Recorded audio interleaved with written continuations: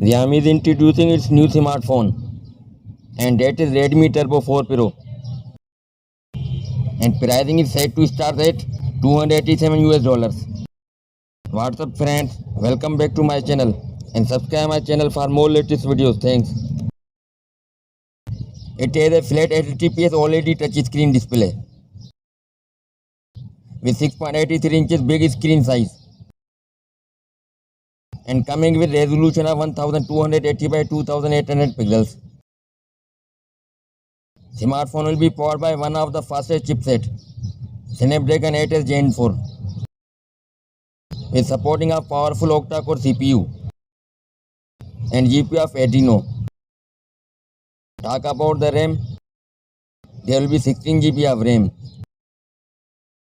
and up to 1 TB of storage. There will be dual camera setup back on this phone. Main sensor is 50 megapixel wide lens with OIS and 8 megapixel ultra wide secondary lens, and there is a 20 megapixel front snapper. There will be under display optical fingerprint scanner. There will be 7550 mAh big battery. The phone measures 7.98 mm thick. That's all for now, and thanks for watching.